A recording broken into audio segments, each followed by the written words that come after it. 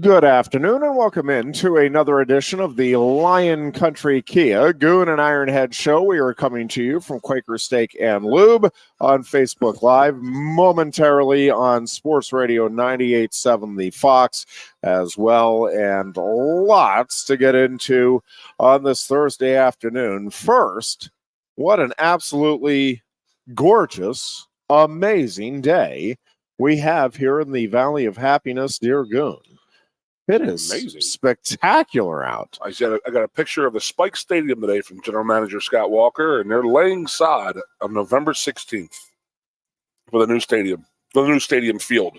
Yep. And he goes, in what world do you think we'd be laying sod on November 16th? How about it? Yeah. No, great, too. It is. I remember last amazing. week, obviously, was my birthday, so I remember sitting there. We had people come in from all over the country, friends of whatever, this and that, And we are on Sports Radio 98.7 The Fox. Just a little heads up to the Facebook Live audience. Go ahead. Go with our weather, talk about how nice the weather has been. And I remember our friends got off a plane from West Texas, and they're like, it's beautiful out here. We were expecting to be super cold. And I said, I'm not going to lie to you. I'm 51 years old. This is the warmest birthday I think I've ever had in my life. I mean, it was beautiful. The last couple of weeks has been absolutely fantastic. It has. I mean, today is just, wow. It does get, obviously we'll talk about this past Saturday, but I got there at 6 o'clock in the morning when the gates opened up and all. Got some great pictures, by the way, the sun coming up over Mount Nittany. It was all it was a perfect setup for a perfect ending, and then doo-doo happened. So we got there early, did all our cooking and this and that, and just, as the day went on, it got warmer, but then when the sun started going down in that second half, it was like, oh, okay. It's going to be a little bit colder here. By the time it was dark, it was much colder. So I feel like you are Elaine Bennis in the Seinfeld show with the big sombrero. Where she's all kinds of confidence, all kinds of, man, this is going to be big, this is going to work.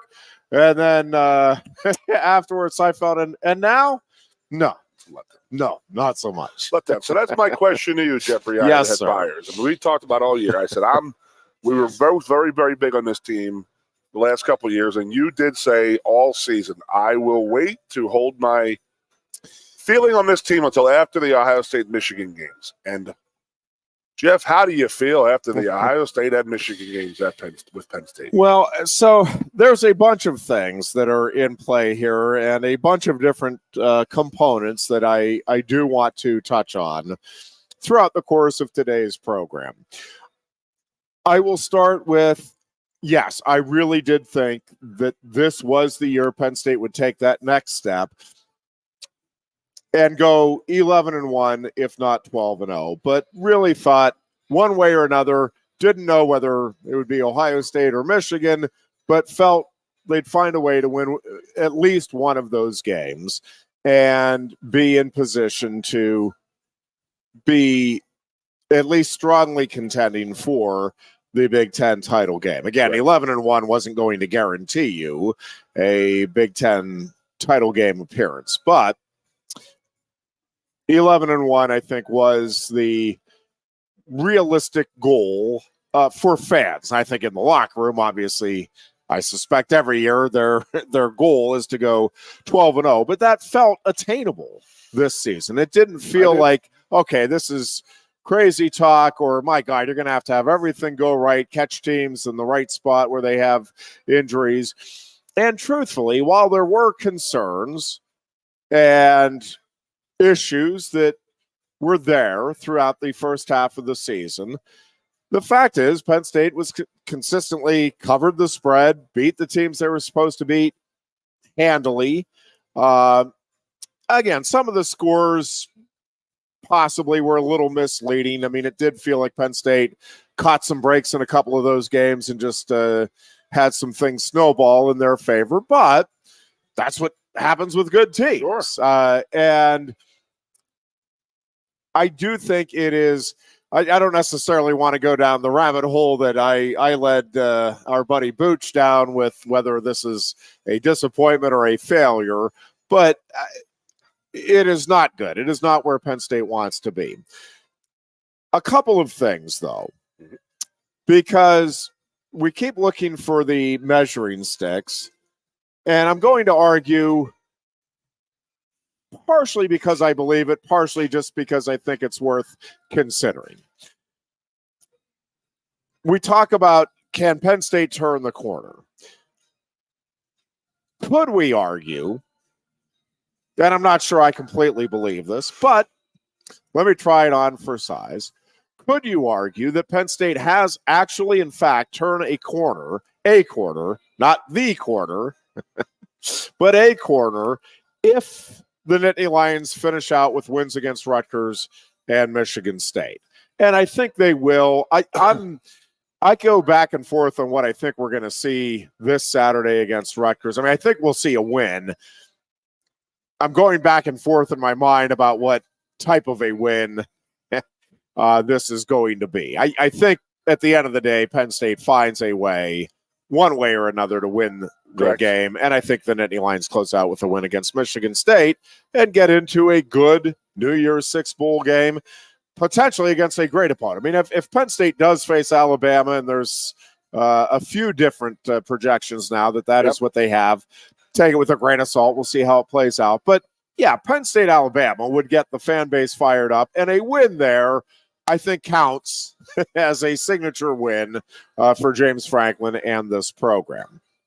I don't know that there's another game out there that would hit quite the same way in that regard, checking off that list. There's some other teams you could beat, teams that may even be ranked higher than Alabama potentially, but I don't think it would hit the same way. A win over, let's say a Texas or either a Washington or an Oregon, if you would end up in that situation. It just wouldn't be the same, I think, in terms of the gravitas, if we can throw in a good word, presidential campaign term, as a win over Alabama would. But, and Booch is the one that really brought this up, I think, actually last season. And if Penn State does close out with the 2 wins over Rutgers and Michigan State, this would be back-to-back seasons under James Franklin that Penn State would have won every game in which it was favored to win, and in which you just looked at it and you're like, well, I think Penn State has the better team, right? That's 2 years in a row. I get that's not what we're defining this season on, and I'm with you. I'm not either. But I do think there is something to be said for that, in particular when you look around the rest of the college football landscape. Outside of Georgia and Ohio State,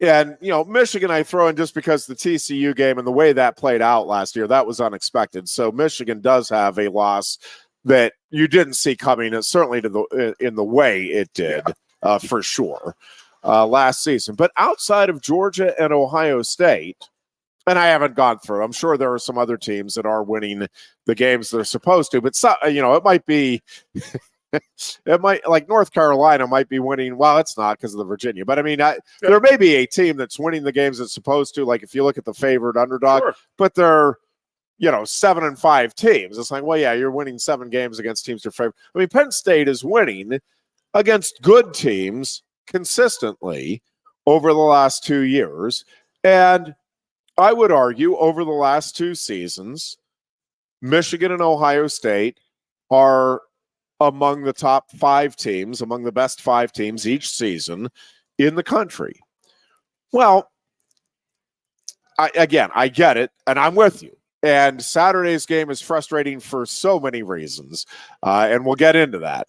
But just stepping back for a moment, Penn State will have gone 10-2 in back-to-back seasons during the regular season, and will have won all of the games that, let's just say, the general public, the betting public, all expected them to win, and would have lost the 2 games that everybody, and I don't mean the Penn State fan base, but I mean objectively, it's like, well, yeah, no, Penn State's supposed to lose to Michigan. Michigan's a better team this year.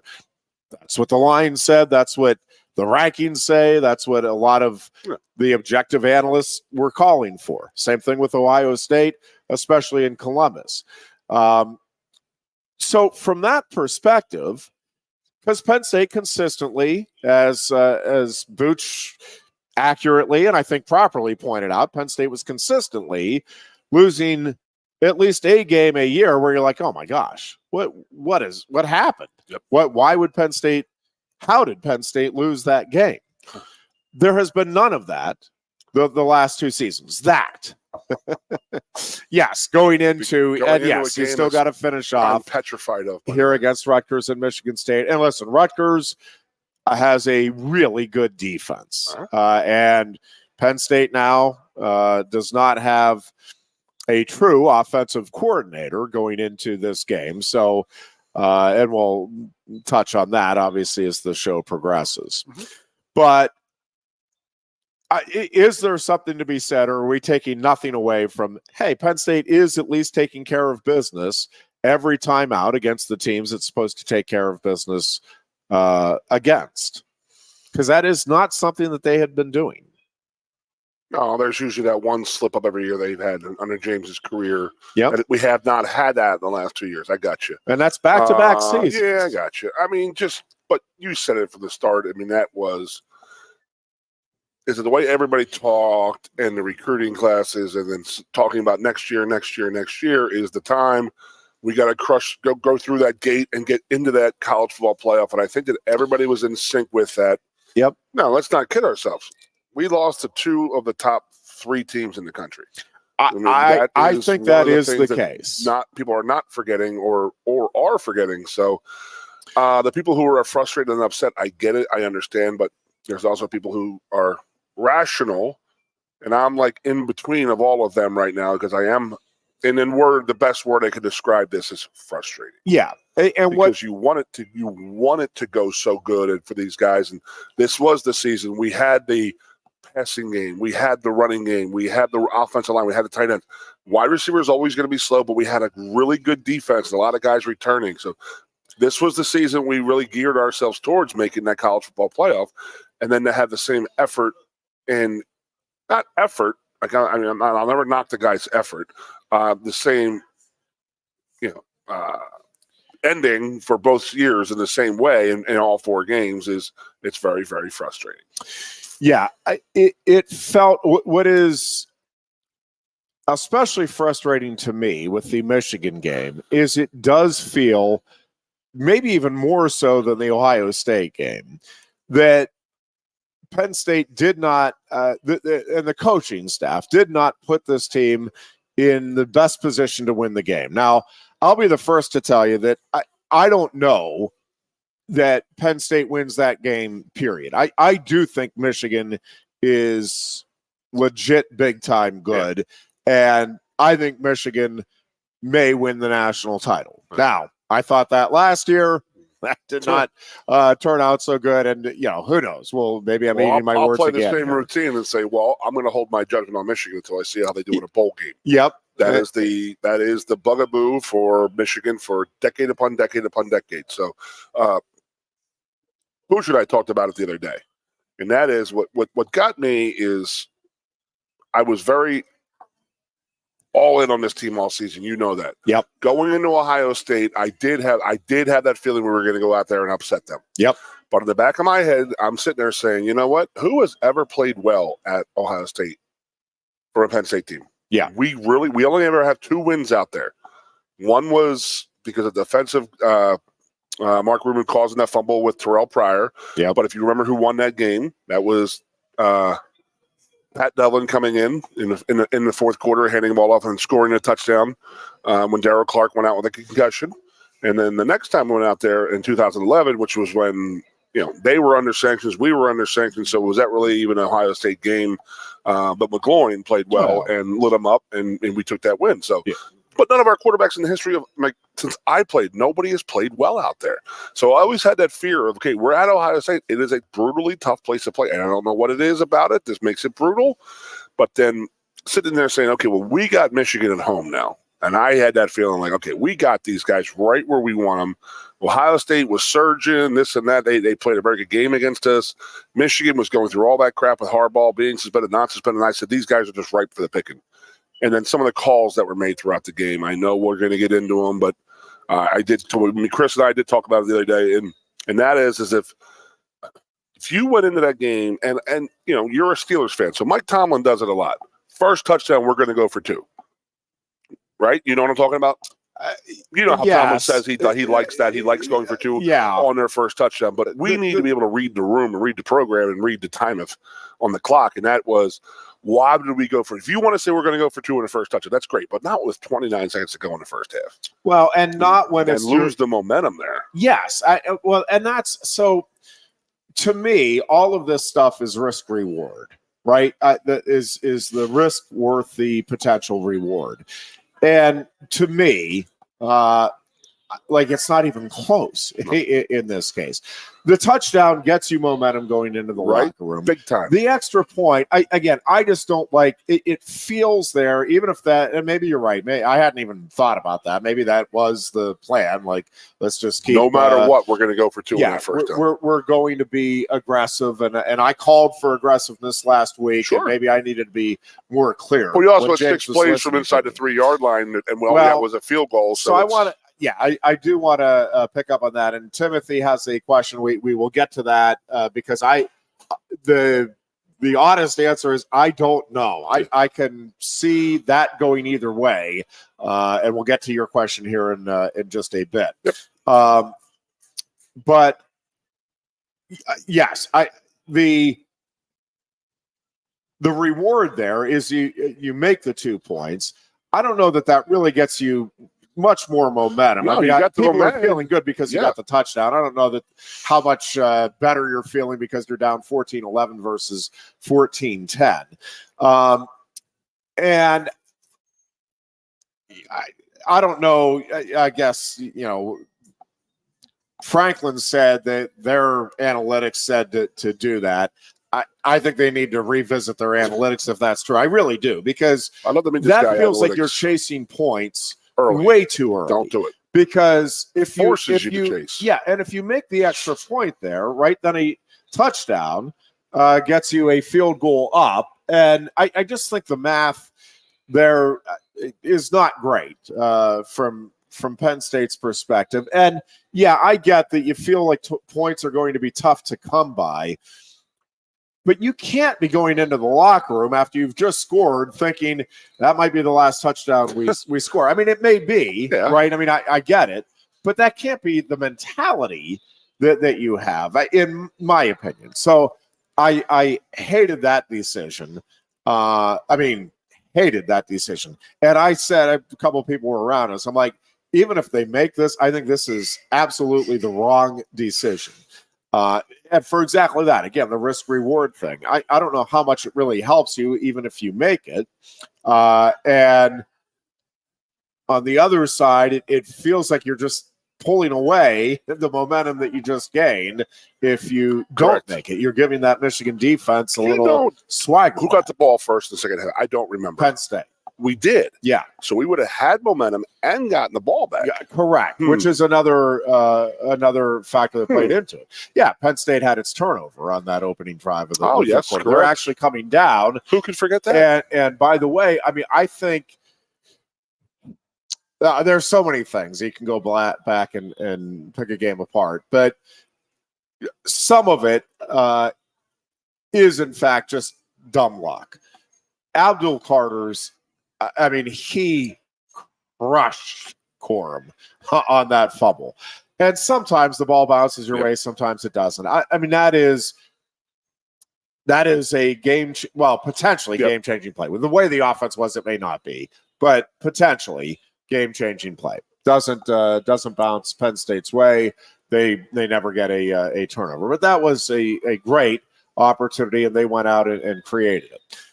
The turnover in the third quarter and Michigan then getting up by the 8 because of the decision you made at the end of the half, that felt crushing. Probably more, it felt more crushing than it actually was, right? I mean, because you come out, you're looking to, again, you scored on the last drive of the second quarter. I know it is a point of emphasis at Penn State. It's like, man, you can swing a game with those points right at the end and then start the third quarter. And it felt like they were in a little bit of a rhythm starting to drive, and then you turn the ball over. Michigan gets 3 points on the board, and it just never felt then like Penn State was truly in the game. They were. I mean, I get it mathematically, but when Michigan kicked that field goal, I turned to the guy next to me. I said, the only way Penn State wins this game now is they need to either get a turnover or they need a big play, like a 40-yard plus return on one of these punts. Yep. Like one of those two things has to happen or Penn State's not winning this game. Neither of those things ever happened. I again do not like the 2-point conversion decision, and then I also didn't love the play call. I like the last 2-point conversion call even less. That just made zero sense to me, and obviously that ended the game effectively. And even if you had now again, I the can way talk it played myself into understanding the first 2-point play, but the second to end the game like that when you don't need to, I just don't. It just baffles me, and I'm just like, I don't know what it is, what it was, what the rationale for thinking that one was, or. And Goon, all season and all game long, Penn State has been putting the onus on the defense. Oh yeah, why in the world, in the biggest spot of the season, do you say, no, we're going to take the ball, we're not going to trust the defense to make a stop and get us the ball back, potentially somewhere near midfield. Yep. We're going to panic with 4, whatever it was. I don't remember now, though. I have it written down somewhere. I didn't bring it in. But 4, whatever it was, left in the game, like punt the ball. You don't panic there. I mean, that completely put the game away. And then obviously, I mean, Michigan right away is able to score the touchdown run. And the fact that they ran it the entire second half also feels like just kind of an extra jab, backbreaking stuff for the Nittany Lions to deal with. So, it was in many different ways, I think, a soul-crushing defeat because of the way it happened. Because of the other thing is the Maryland game, Goon. I really thought, all right, you know what? Penn State has learned its lessons from Ohio State and from the end of the Indiana game. And again, I wasn't expecting the 50-plus points against Michigan. I understand you were doing that against Maryland.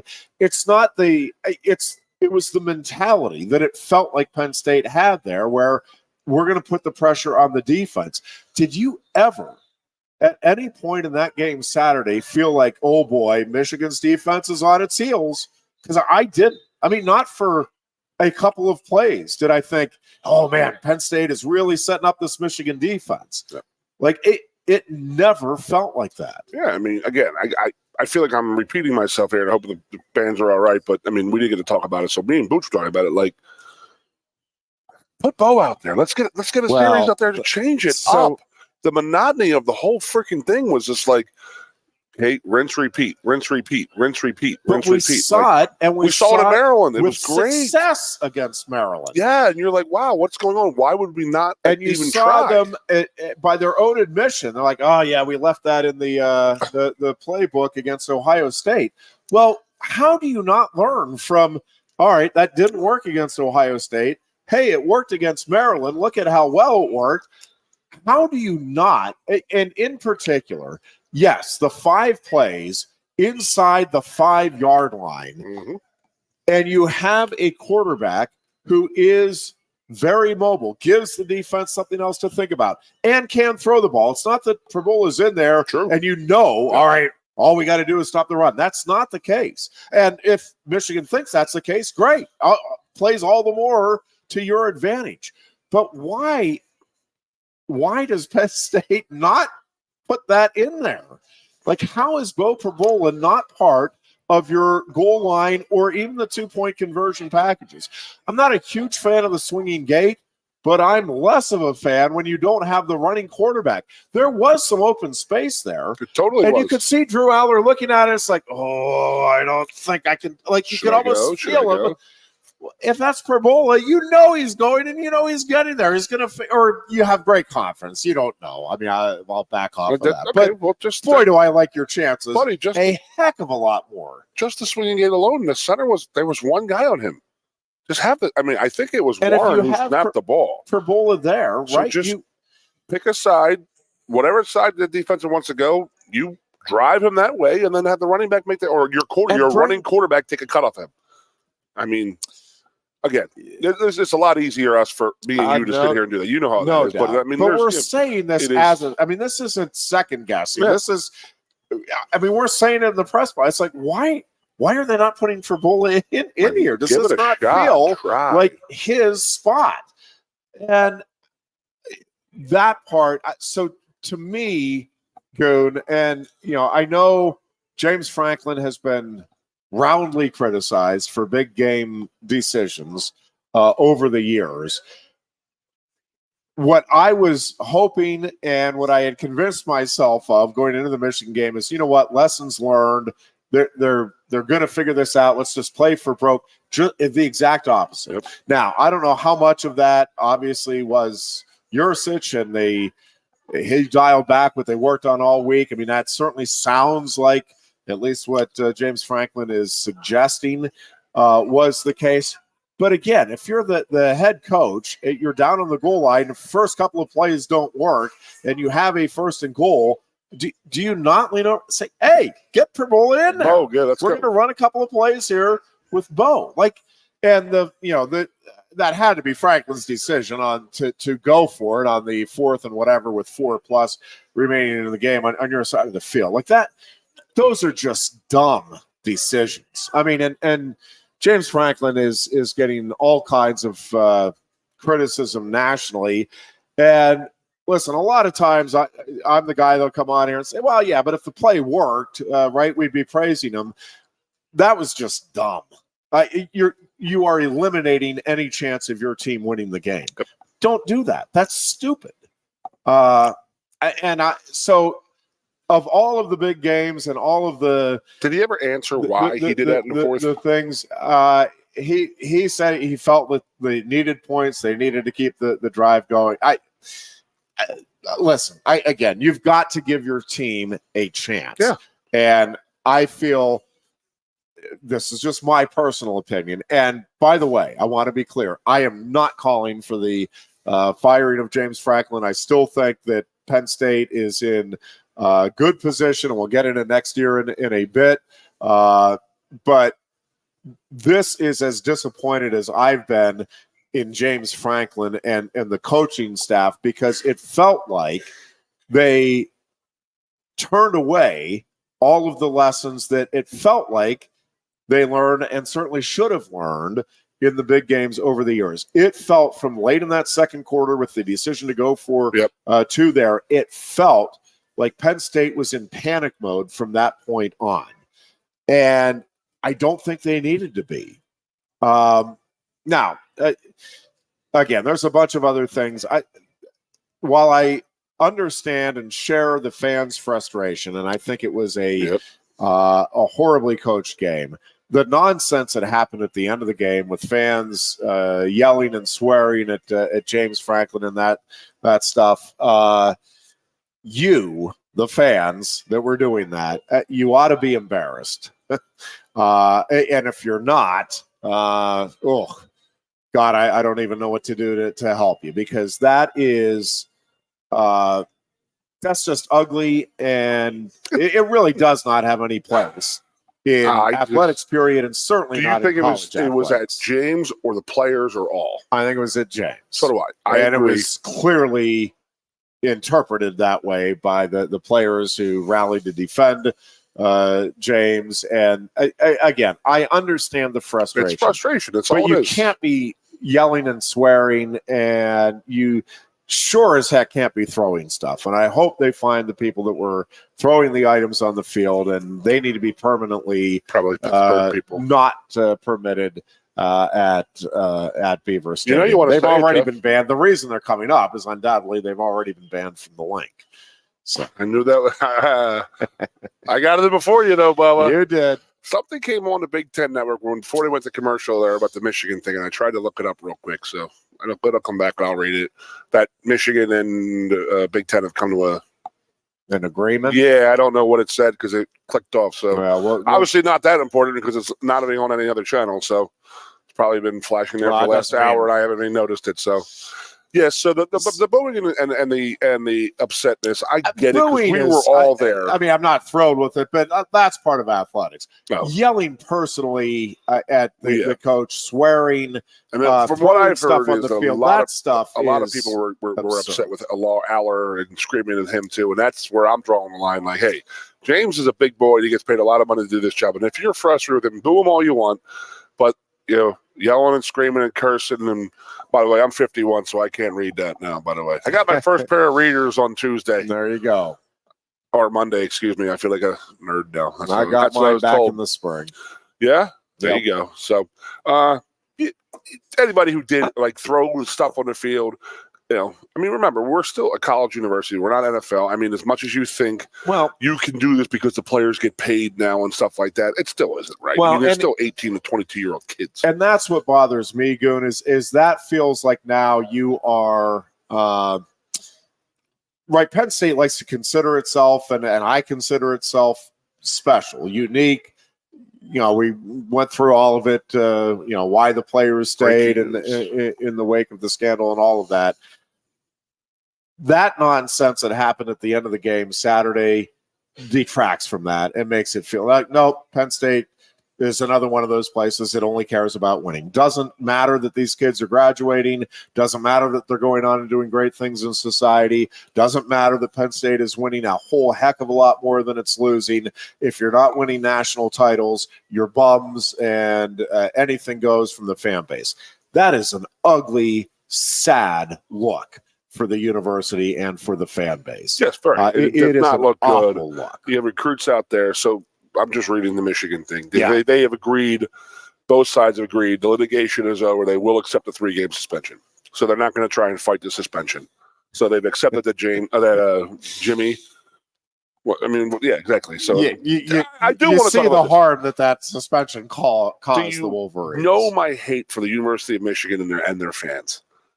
The way that this is going on here with the whole cheating thing and how they're acting and stuff like that, and how I saw one thing yesterday, Jeffrey. I screenshotted it and sent it to my wife, and I say, this is why I hate them. And the person actually was dead ass serious. He said, Michigan should just leave the Big Ten and take 50% of. We make 50% of the money in the Big Ten anyway. That's how they feel. That's how they feel about themselves. That the Big Ten will never have existed without them. That the Big Ten is only makes money because of them. And where does this come from? You literally are on a 2.5 year winning streak because for the last 10 years before that, you were not existent. Well, and in particular, when you look at what the Big Ten is going to be comprised of next year. Now, I mean, Michigan, listen, it is a big alumni base. It has had a lot of success in a lot of different sports. I mean, I'm not saying Michigan isn't important, obviously very relevant to the Big Ten, but I think you're overstating. That's where I come from. I think you're overstating things by a pretty good mark. Half a national title since the World War II. So that's all I want to talk about. So, but they're the reason the Big Ten is successful. They're the reason why everything has gone well in the Big Ten. I mean, the Big Ten didn't win a national title since 1968 until we joined the Big Ten in 1993. Yeah. And then all of a sudden we just said, okay, well, you know what? Winning the Big Ten is not all that great. We finally convinced the teams of that. Ohio State's won, 2 or 3 national titles since. Michigan has won 1. We gave them hey, there's a lot more bigger things than winning a Big Ten title, like national championships. Yeah. And I think that, personally, Penn State joining the Big Ten in 1993 made the Big Ten jump into a different stratosphere, in my opinion.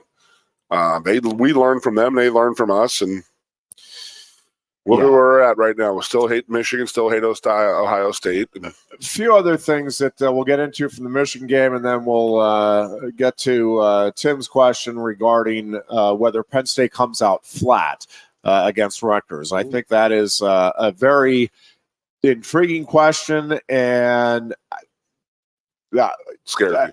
yeah, I can see it going, again, a bunch of different ways here on Saturday. We'll pick up on that and, again, continue to talk about the Michigan game and also the offensive coordinator situation. Lots to get into. We'll also talk a little bit about some of the other sports and look ahead to a big NFL weekend as well. I know the dear Goon is all giddy with excitement. Taylor and her parents are going to be at the Eagles. I had a great idea at lunch. We can hardly wait. You know how they have the Manning cast? Yeah. They should have the Swifty cast. Oh. It would like Booch said it would have more viewers than the Super Bowl. It absolutely would. You know what he said to me? He goes, I'm looking forward to this game on Monday night, but I'm not looking forward to my daughter not shutting up because she wants to see Taylor instead of the football game. And it's not just Taylor. Her parents are going to be in the house. Oh, America is saved. Did you ever think that the Goon and Ironhead show would be talking about Swifties and we're Taylors? So excited. Life is good. We'll be back in mere minute. Coast into fall with a new Kia from Lion Country Kia. Right now, get a 24 Kia Seltos for 5.25% APR for up to 48 months. A new Sportage plug-in hybrid at 0.9% APR. Check out our 23 Sorrento hybrid for as low as 4.5% APR. And don't forget, all 2023 and 2024 Kias come with a 10-year, 100,000-mile limited warranty. Stop in and meet with one of our sales experts today and coast into fall at Lion Country Kia. We want to see you in a Kia. Since retiring, I have spent my time searching the countryside for the hottest wings in America. I always seem to end up disappointed. You call these hot? Back off, Luigi. Mamma mia. Look, hands it, busboy. Your wings suck! I knew I should have stuck with Quaker Steak's triple atomic wings. You think I'm tough enough? The Center Hall Farm Store has been serving Center County and beyond for well over a half century. A small family business, the Center Hall Farm Store specializes in animal nutrition and manufactures its feed fresh using local ingredients. Get the best in horse, cow, pig, chicken, and bird feeds. If you're not already a customer, stop in and see why so many of your neighbors are. The Center Hall Farm Store at 110 West Allison Street in Center Hall, or call us at 814-364-1393. Sioka Toyota of Williamsport invites you to stop in today or check us out online. We have the smart path to your next Toyota, like the all-new Crown, BZ4X, the all-new Grand Highlander, Corolla Cross Hybrids, Sequoias, and more. Over 100 new Toyotas here and on the way. Don't make a $1,000 mistake. Choose Sioka Toyota of Williamsport and see the Sioka dealership's difference. Buy or reserve yours today and see for yourself why Sioka Toyota is the only stop you need for your next new car. Sioka Toyota, it just feels right. Ready to be part of something bigger? Come pave the road to success at Glen Baker and discover a career where your hard work and determination can build a bigger, better future. Our team believes we can build a stronger future together. Join us at Glen Baker, where we value teamwork on the field and on the job. Go to GOHcareers.com to apply. GOHcareers.com. And best of luck to all the Center County sports teams all season long from everyone at Glen Baker. The Goon and Ironhead. In on a Thursday afternoon as we get ready for Penn State Rutgers. And let's go ahead and answer Tim's question, because my answer is I don't know. I do think it's going to be fascinating. We want the break for Yep. Come back. I have know. An answer. Here's what I want to happen, but so consistently, Goon, what I think is going to happen, what I want to happen, isn't what happens. And I'm afraid to even think that, Penn State, to me, right, whatever you think of the Yursich firing, I think internally, right, you have to make that a good thing.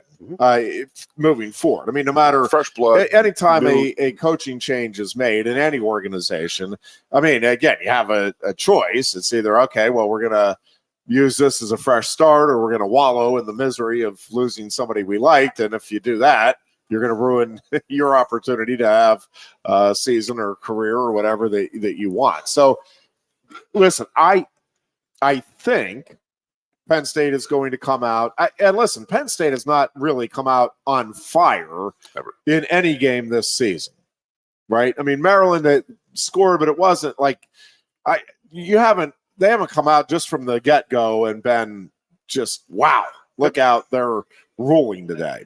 And which, by the way, I think is part of why, I never root for anybody to get fired. I really don't. It's just because, there's families and lives and all of that involved. Mm-hmm. Now, that being said, I mean, listen, Mike Yurcich is going to be okay. He was handsomely paid. Financially, I think he'll survive. I think he'll go find another coaching job, and I think he's going to be okay. But, yeah, it's tough in the moment, I'm sure, for him, and especially to hear all of the things being said. That is not easy for him or his family. But listen, internally, right, it's like, hey, guys, we had to make the change.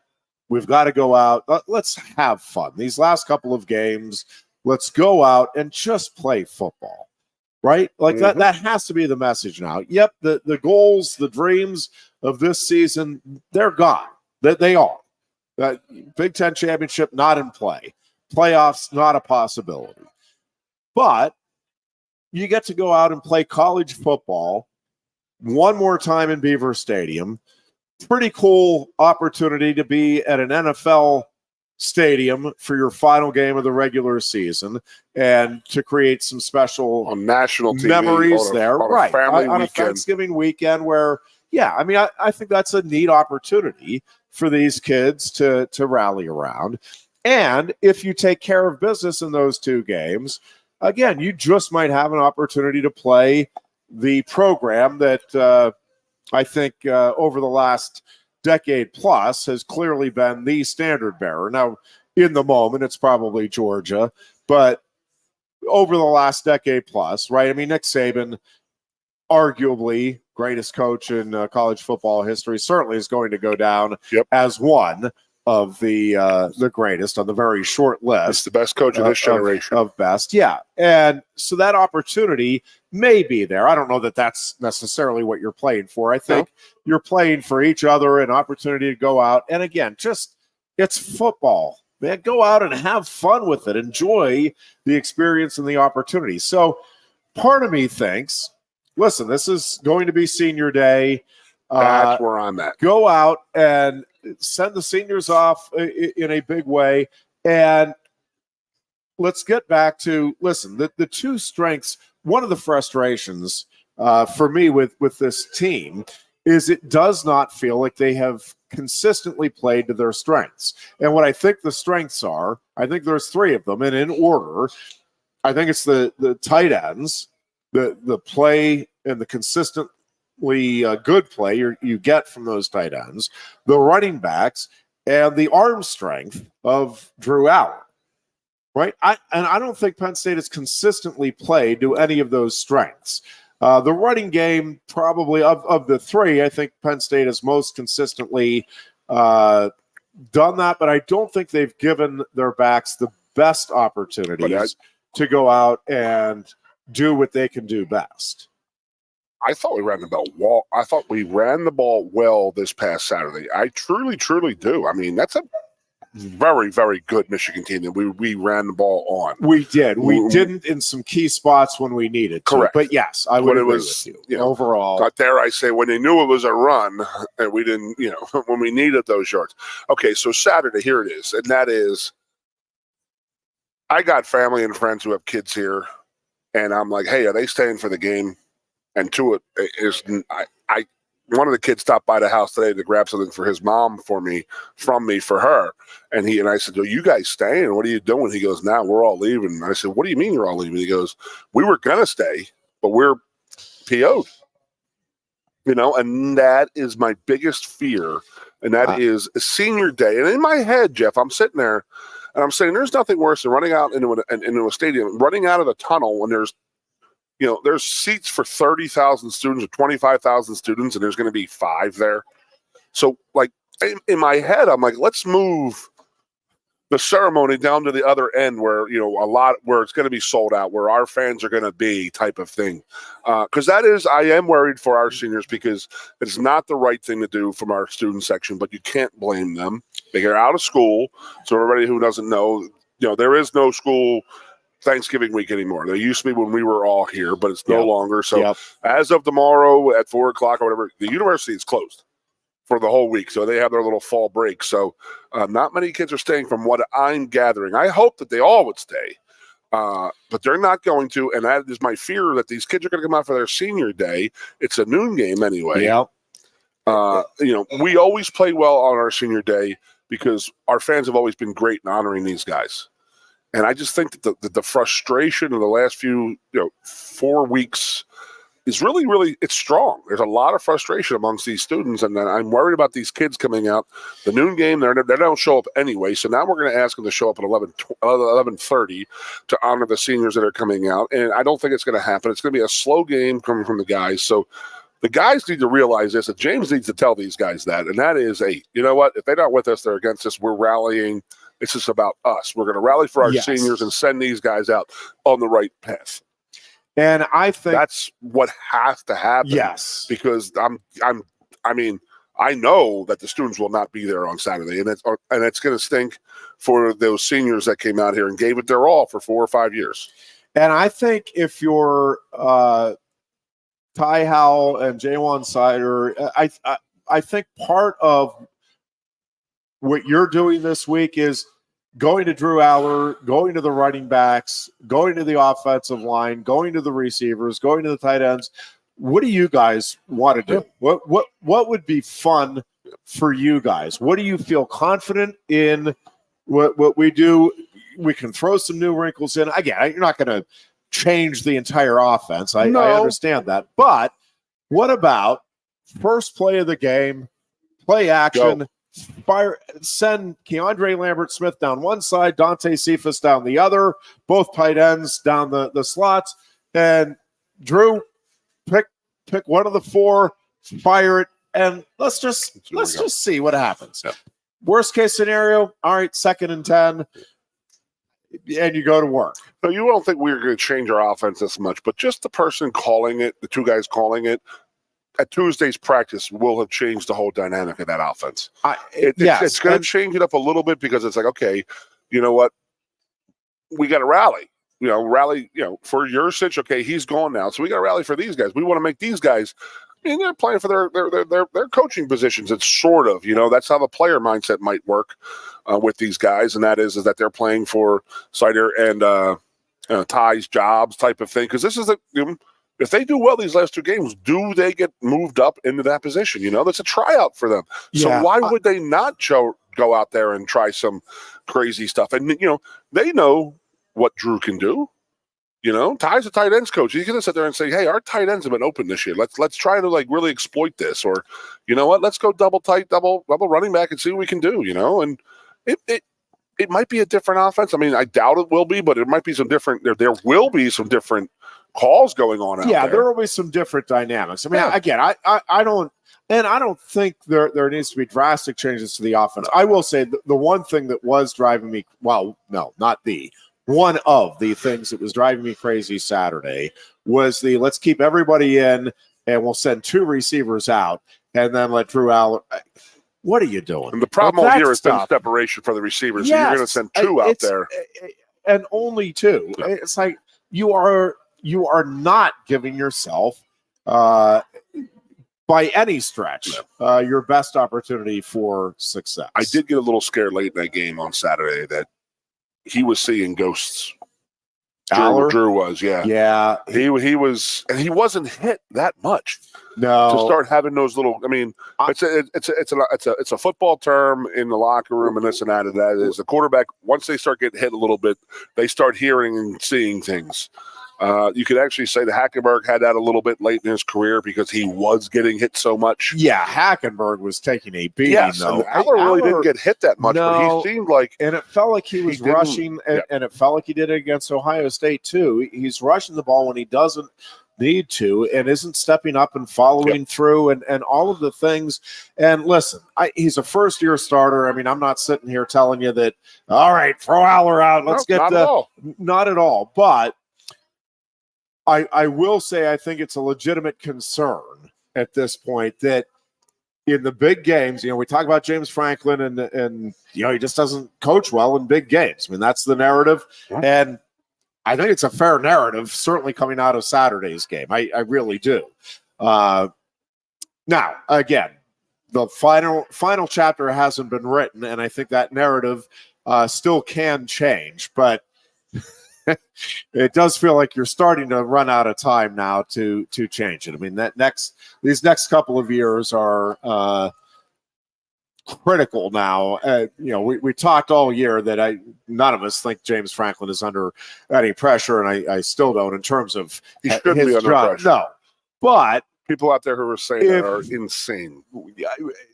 Yes, but if after the next 2 seasons we have a couple of more games each of these years where it's the same thing and Penn State's going 10-2, but they're losing to Ohio State and then they're losing one of these other games to a USC or a Washington, and it feels like, yep, they're coaching differently. They're not letting then I think you have a concern, and I think it's a concern, or I think then you have now legitimately, hey, do you need to get something done here to take that next step?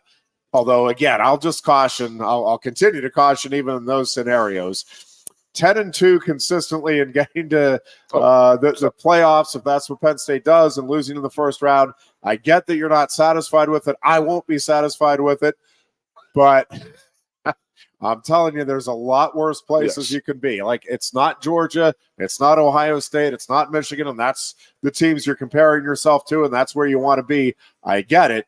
But even if that scenario plays out and everybody's on board, yep, we need to make a coaching change, I'm just telling you, I think it is much more likely you take a step back. And I think you start looking around, and this is one of the things I want to pick up with the offensive coordinator position, because it felt, right, like Penn State got rid of Shiraka, I think, primarily because we had the opportunity to get Yursich. This was their home run hire.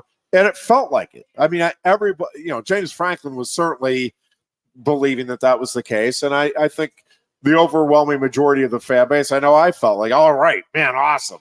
Not sure Shiraka didn't get a raw deal there, but man, this is going to be awesome.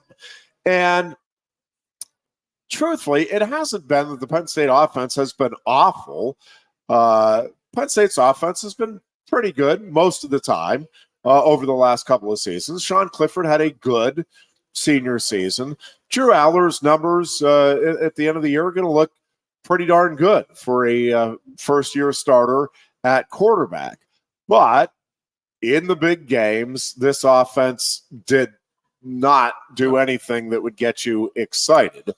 And my question is, where do you go from here, dear Goon, in terms of that hire? And how confident will you be no matter who it is? Because, you can go through the long litany. We thought that Scott Frost hired by Nebraska, home run, look out. Lincoln Riley, and listen, we're early in Lincoln Riley. It's too early to say, there are people saying, well, that was a bust. Listen, there were people, and I was one of them, saying Sean Payton was a bust at Denver. Let's let the season play out. Let 4 or 5 years play out with Lincoln Riley before you start. All right, they don't have patience. Clearly didn't work. So, regardless of Jimbo Fisher being hired at Texas A&M, felt like a home run for Texas A&M.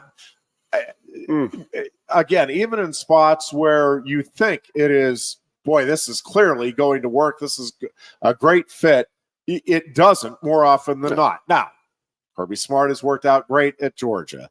But he had to learn how to coach on the sideline. Yeah. I mean, how long was he there before he won a national title? Well, and it wasn't his first. It wasn't his first head job either. No, exactly. And so again, my point is, I get, and I'm with you. I'm not happy. I'm not satisfied. I don't think this is the should be Penn State's ceiling, but I just think folks that think, by God, all Penn State needs to do is change the head coach and then look out. They're going to be dominating Michigan and Ohio State year in and year out, or even going 500 over a 10-year period against those programs. I'm just telling you, I don't think it is likely. I'm not saying it's not possible. I'm not saying you couldn't get that grand slam hire, but I think it is really, really difficult. And I think it's much more likely that you take a step back than it is you take that final half step and get over what we perceive as the final hurdle and start beating Michigan and Ohio State or whatever you want to throw in there now, Oregon and Washington with regularity. This time next year, Jeff, we're not really even having this conversation. I mean, the whole landscape changes next year. Well, but we are because we're going to be in the 12. I get that. You're right. Yeah, and if Penn State if we're 10-2 next year, that Penn State is 10-2. Yes, but I got you. It will be a heck of a year. You're still in the playoffs, and they'll be in the playoffs. And if they get bounced in the first round and they lose by 2 or 3 touchdowns, I think rightfully Penn State fans will say, "Well, this does not feel like progress." Yep. Right? Like that's where we've been, is in that 8 to 12 range. Maybe if that happens 2 or 3 times in a row, to be honest with you. I don't think it'll happen in the first year. If we do go to the playoff like this. Well, part of it too will depend. I mean, what does Washington look like next year? What does Oregon look like next year? What does USC look like next year? Obviously Ohio State. I mean, yes, there's a lot of moving parts there. Does Nebraska, finally take a step up under Matt Rule? Where does Iowa fit in the overall scheme? And there's a lot of moving parts there. Well, that's next year. Yeah. But I want to go back to what you were saying about this offensive coordinator hire, and it is a huge hire. And some people are saying, well, James is going to hire a high profile guy because he'll be worried about him looking over his shoulder. And I said, you don't think that he's looking over his shoulder? Do you think that him hiring Manny Diaz as a head coach of Miami? I mean, I don't think that's a worry of his. That was my answer to that person. Yeah, and he goes, well, he doesn't want to have a high name guy because they might, James will be over his shoulder, looking over the guy's shoulder, thinking he's going to be the next head coach and he's going to be trying. I mean, I'm like, no. I said, the man went out and hired probably one of the better defensive coordinators in the country in Manny Diaz. And Manny Diaz has got a huge name. Manny Diaz is going to be, and we thought one of the best offensive coordinators. I mean, they were both high profile. And I think we're both perceived to have head coaching aspirations. So I'm with you. I don't think that's I don't either. That's a concern. I don't either. So I just think that Pat needs to go out. So do you think Pat is going to go out, or do you think that James is? I think James. I think Pat will. Yes, I think Pat will. So have to sign off. Here's my window salary, and he's going to have to justify the salary. And listen, I do think James, but I think it's going to be James. Listen, this is obviously I'm not even on the beat anymore, so I have no inside info. But what it feels like to me is that Pat Kraft is saying, listen, James, this is your program, your team. Like, you have got to get us over the hump. So I'm not going to hamstring you in any way. Now, again, I want to hire this guy and $5.5 million a year is what we got to pay him. Okay, we may pump the brakes somewhere, but I think to a large degree, Pat Kraft is, and again, I don't know this at all, but I think you're kind of looking at a 2-year window here, meaning after this year. I think these next 2 seasons are big, and I don't. I'm not sitting here telling you they got to win a national title in one of the next 2 years, or they got to be even in the Final Four. I'm with you. Either of the next 2 years. I think these next 2 years are big, and I think it needs to feel like there is another step being taken. And I don't know what I mean by that. I don't know if Pat Kraft would, necessarily, this means we've got to be one of the final 8 playing college football, at least one of the 2. We've got to be one of the Final Four, one of the 2 years. I don't know that you even necessarily put that type of number on it. It's more just a a feel as you look around the college football landscape. Yep, we feel like we're really well positioned and we're contending and still among the top. Again, to me, if you're in the top 10 programs, again, I'm speaking just for me, I'm not looking at making a change. I think it's as frustrating as it would be. There's no change coming. No, well, there's not for next year, and I think probably even the year after that. I do think if they go 8-4 next year and follow that up with 7-5 or a lackluster 9-3, like, listen, there was a scenario where even next year, I just don't think the wheels are going to come off. I think this program is, it feels like these guys are in it, the guys being the players, the majority of them. I think the coaches, the same thing. And I think James Franklin, listen, I think the track record is good here. And really, I use COVID as kind of a reset point, Goon, and I'm fine if you want to argue me on that point, and you will have strong ammunition in your favor. But to me, it's kind of a reset with 2020 and then in particular 2021. And so I feel like we're kind of back to 2022, 2023 being similar to 16, 17. And if you can follow it up with, maybe reversing things a little bit, but having next year be the year where you're back in the Big Ten championship game. At the end of the day, I don't know that, as frustrating as this season has been, I don't know that it matters if you get there. If you get to the Big Ten championship game and let's say you get to the Final Four in the college football playoffs, does it matter when you step back if it happens next year? Now, I hear the fans, Ironhead, it's not going to happen with Franklin as coach. Okay. I'm just suggesting that it is actually possible. Maybe lessons will be learned. Maybe they go out and get whatever the Grand Slam hire is, and it works out. I do think this hire is going to be fascinating, and I do think James Franklin is going to hire the person that he just thinks is best at managing what Penn State will have with its offense. And again, I think they thought they did that with Mike Yurcich, and for whatever reason, that has not worked out the way everybody was. I have a horrible scenario for you right now. We got a break. Well, in just a moment. You're listening to WFXS Pleasant Gap State College. No, you can go ahead, because I'm of two thoughts now on the hire, because I've been saying all week, I think, and it's obviously the most obvious one, but I think it is certainly worth the phone call to Joe Moorhead. I have no first person I'd call. Now, that being said, I will say, for those that are thinking, and I was kind of the mindset where, and I've kind of changed my mind on this during the course of the week. So I'm like, well, it works with Joe Moorhead. Well, you don't know that it works moving forward. You know that it worked previously, but it was a special group of players you had, and Joe Moorhead had a lot of momentum at the time. I mean, it was a splash hire at the time. I'm not – listen, I still make the call, and if Joe Moorhead says, yep, I want to come, me personally, I'm doing it. But I will say there is – as we've been talking about, I don't think there's just a magic formula that you're like, all right, this hire is made and then everything guaranteed it works, right? Like, do I like the chances of it working with Joe Moorhead? Yes, but it's a different time. It's a different circumstance. He's in a different place. This is a different offense, different players. Again, would I love the hire? Do I think it would work? Yep. But can you sit here with 100% certainty and say, oh, yeah, no, it's going to be just like the old days? You don't know that.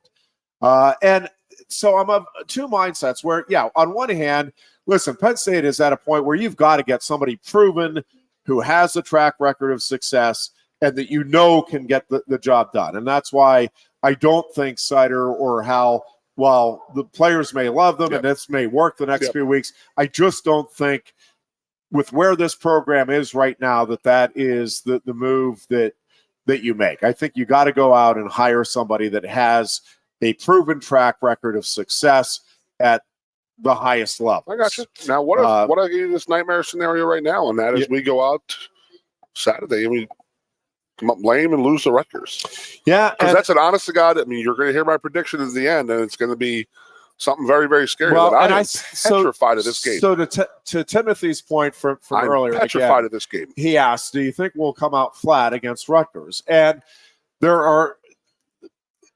I can see it playing out again a bunch of different ways. One, I can see this team saying, "You know what? All of the pressure is now off of our backs that we put," and maybe they don't even think there was pressure on them, whatever. But now there clearly isn't. I mean, at the end of the day, many will argue it doesn't matter. I'm not one of them, but it doesn't matter whether you lose to Rutgers or whatever. This season is a failure. You didn't do what you set out to do. So at the end of the day, what's the difference between 10-2, 9-3? It doesn't really matter. I do think there are fans with that mindset where it's like, now losing to Rutgers, yes, that is that does add another layer. I don't think there's anybody that wouldn't say that. Do you have a fear of Rutgers? Yes, because Rutgers, as we've talked about, like Maryland, I mean, Rutgers, this is the game they want the most. It's the one Greg Schiano wants the most. It's the one Kirk Shiaka wants the most. It's the one the players on that Rutgers sideline want the most. Correct. And a couple of other things. So, yes, I think a couple of things about the crowd. It's not going to be a full stadium. I'm not sure how empty it's going to be, and I'm not sure how late arriving it's going to be, but I do think there will be empty seats, and it will be a late arriving student section. So that part, yes, there's not going to be the energy level being provided from the fan base that players got to get themselves they've motivated. had the rest of the season. From the fans. Correct. And it is going to be a very motivated Rutgers team, and it's a restless fan base. The Yursich fired, I think there likely will be some grace period, but maybe not for the offense if it doesn't get off to a good start. And that's our first the other 3 and thing. out will be booed. Well, and especially if it is on the first series, right? Then I do think that pressure that I just got done saying it's not there, I think it starts to creep back in because this Rutgers defense is good. And if you feel like now you're kind of fighting your fans and you're not in sync and it feels like you're struggling to try to find the rhythm. And listen, Penn State, let's face it, the history coming off of a loss is not great for James Franklin either at Penn State. Penn State does not generally come out on fire. And yep, we put that loss behind us and we're on to bigger and better things. Now, again, I can see this offense because it's like, hey, let's just go play, have some fun, get the tight ends involved right away. Like I can see, and I want to see the scenario where Penn State just comes out, everything is on track, they fire away, they erode that confidence that Rutgers has even on defense. They come down, score on the first couple of drives, and man, it feels like the game's over. And you're at the end of the first quarter, Penn State's up 14-0, and it feels like Penn State's already going to cruise control. I can see that scenario happening. I don't think it's especially likely because of the things we talked about. Penn State just generally does not come out well after a loss. I don't think the crowd's going to be into it, and I don't know. I don't know what the psyche of this offense is right now. I think that's one of the real challenges for this coaching staff this week is, listen, you guys are good. We just need to do a better job of putting you in position to make plays. Let's go watch some of that Maryland game film again and go out and have fun, fire the ball to the tight ends, get the ball to the running backs in space, and let's go make some things happen against even this good Rutgers defense. Yeah. It is a test. I test, don't know. Man. I do think it is a real question how this team comes out. Yep, how this team comes out. And then as the game goes along, if you don't come out strong, and there's a lot of reason to think they won't, the longer this game is close, right, the better Rutgers feels, and the more I think it's hard to avoid the thoughts creeping on that Penn State sideline that, you know what? Yeah, this season is just, it's going to be a waste. It could be the 92 scenario, which is obviously the nuclear scenario we never want to see ever happen here at Penn State again. Correct. But I mean, let's not kid ourselves. Greg Schiano coached here. Greg Schiano is a guy who loved Joe Paterno, loved Penn State, and coached here when I was here. So I know what he is all about, and he's going to just absolutely hammer these Jersey kids. You weren't wanted here.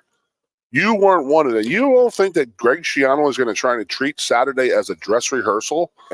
And listen, for Penn State fans to say, hey, you better hire me next time. Rutgers does not have a great offense, but they've got a good running back, and they've got a quarterback that can run. And if you go back and watch that second half of the Michigan game, right, if I'm Rutgers, I'm saying, oh, yeah, we can do this. This game is – I've been saying it since – I'm petrified of this game.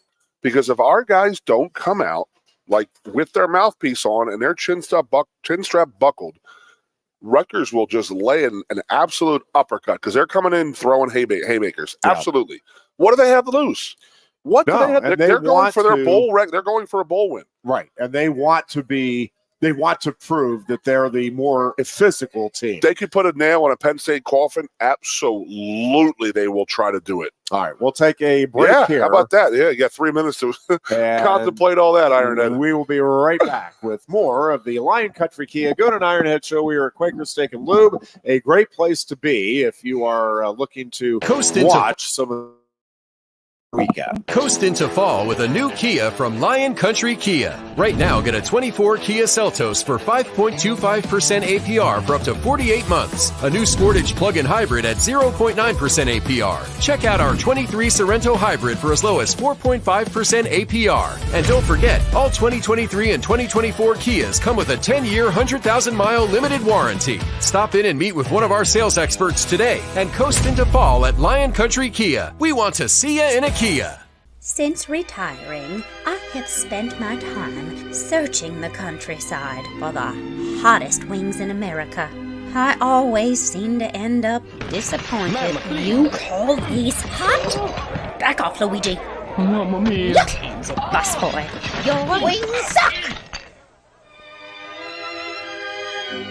I knew I should have stuck with Quaker Steak's triple atomic wings. You think I'm tough enough? The Center Hall Farm Store has been serving Center County and beyond for well over a half century. A small family business, the Center Hall Farm Store specializes in animal nutrition and manufactures its feed fresh using local ingredients. Get the best in horse, cow, pig, chicken, and bird feeds. If you're not already a customer, stop in and see why so many of your neighbors are. The Center Hall Farm Store at 110 West Allison Street in Center Hall, or call us at 814-364-1393. Sioka Toyota of Williamsport invites you to stop in today or check us out online. We have the smart path to your next Toyota, like the all-new Crown, BZ4X, the all-new Grand Highlander, Corolla Cross Hybrids, Sequoias, and more. Over 100 new Toyotas here and on the way. Don't make a $1,000 mistake. Choose Sioka Toyota of Williamsport and see the Sioka dealership's difference. Buy or reserve yours today and see for yourself why Sioka Toyota is the only stop you need for your next new car. Sioka Toyota, it just feels right. Ready to be part of something bigger? Come pave the road to success at Glen O'Habaker and discover a career where your hard work and determination can build a bigger, better future. Our team believes we can build a stronger future together. Join us at Glen O'Habaker, where we value teamwork on the field and on the job. Go to GOHcareers.com to apply. GOHcareers.com. And best of luck to all the Center County sports teams all season long from everyone at Glen O'Habaker. The Goon and Ironhead. Hey, welcome you back into the Lion Country Kia Goon and Ironhead show. Sorry, I'm checking a. Oh, all right. I can get to that. Sorry. Lots of. When does our women's soccer team play? You know better than I. I believe for let me look this weekend. Okay, it hasn't happened as of yet. Okay. Well, they won their first round game, but the Santa Clara game is coming up. Is that here? I think Let me look it up. I'm sorry, I put you on the spot there. I apologize. We had 3 minutes to talk about this too, and all I said it for 3 minutes and talked about how my stomach's churning because I'm petrified of Saturday afternoon. They do. Let's see. It is. They do host it. I think it's tomorrow. Mm-hmm. Very hard. Tomorrow at 6. Okay. Yeah. Very and it is the men's team did not get a bid in the tournament. Yeah, I was surprised by that. Not that I'm. Yeah, but we're not the biggest soccer fan in the world, but yeah. Seemed odd. Congratulations to the women's volleyball team. Also a huge win over Wisconsin, the second-ranked Badgers, 3-1 on Saturday night. And while we're on it, then good luck to the State College football team. Will play at Erie McDowell tomorrow night, 7 o'clock kickoff. First round of the PIAA 6A playoffs. And then Bald Eagle area on Saturday night plays Richland at 7 o'clock at Altoona's Mansion Park for the AA District 6 Championship and a berth into the PIAA State quarterfinals as well. Also, the Phillipsburg Osceola girls volleyball team will play for the state championship Saturday afternoon down at Cumberland Valley High School in Mechanicsburg. So, are you doing any red zone? Because it's 2 different times for the Southern County team. Are you going to have anything? Teams, no. Okay. We also have tomorrow night Penn State men's basketball against Moorhead State, and then Thanksgiving Day we'll get the first real test here for Mike Rhodes. I saw that this week. Texas A&M. That'll be a fun game, good measuring stick game for Mike Rhodes' squad, and see where they're at. Lady Lions are back in action tonight. They look good as well. They whipped so up far, on Kansas, man. Yeah, so far they've looked good. So, and the wrestling team on Sunday will be at the Black Knight Invitational. I believe Aaron Nagao will be going and make his Penn State debut. The 6 wrestlers that Penn State has in the All-Star meet on Tuesday will not be going to the Black Knight Invitational. So Shane Van Ness, Levi Haynes, Carter Starachi, Bernie Truax, Aaron Brooks, and Greg Kirkliet, all not at the Black Knight Invitational. Most of the other familiar names and should be there, and should be some really good wrestling at that tournament on Sunday as well. Penn State Goons. So I do think this is a week where the players obviously have to rally around themselves, as we've been saying. And I think this is a game where, again, I can see this going either way, but what you're hoping is that these guys just go out and truly have fun. Like, just let it fly, play loose, and let the chips fall where they may. Again, Rutgers is a good team. That defense is really good. And they have some talent on offense, just not, it obviously is not a prolific offense. But I think if Penn State's offense can just go play with the mentality that it had against Maryland, that to me is still the biggest disappointment, is they just seem to leave that mentality there and had none of it in that matchup with Michigan. You just brought the 2 teams up that I'm worried about. What team is going to show up? The Indiana team that showed up for a hangover after the Ohio State loss, or the team that comes up the next week and absolutely said, you know what? We got to get ready. We got to make this happen. We got a great game plan against Maryland. They went down and just beat Maryland's face in, and then we go up and we play Michigan. I'm going to say it's a letdown for the guys. There's no doubt about it. You cannot let that affect your next week. So if James goes with his 1-0 mentality, all right, and I've told you 1,000 times, I actually am a big believer in that. It's a really good way to go. Yeah, you can't dwell on the wins, and you sure as hell can't dwell on the losses as much as some people like to do, i.e. me and you, because we have to talk about it. Yeah. Hopefully that Michigan game is so far out of these guys' realm right now, in my personal opinion. I think that having the new OC is a good thing to change up the offense a little bit. And, they're good, just a tweak here or there on practice. Yes. Just a little bit different, not the monotony of a whole football season coming out. I think that's going to change, but With that said, if we do come out with that Indiana team that we went out to play Indiana against as a 28.5-point favorite and only win by 6 or 7 points, I mean, I know that Rutgers is a 20-point underdog, but I'm telling you, this Rutgers team with that defense can shut our offense down. If we don't have, I'm telling you, I know I've said it, chin straps on, mouthpieces in, because the fights are coming. I mean, they're going to come in here and try and bully us around. We got to go in there and just bully them. We have to go in there and treat them just like we did Maryland. Yeah. Now, I noticed one thing about Penn State. When we play Maryland here versus playing Maryland there, it is a huge difference. And hear me out here. We have 25 guys from the Delmarva area, the Baltimore, Washington, D.C. area. Yep. That they go down there, and there's probably 800 people in that crowd that are just their friends and family. Yeah.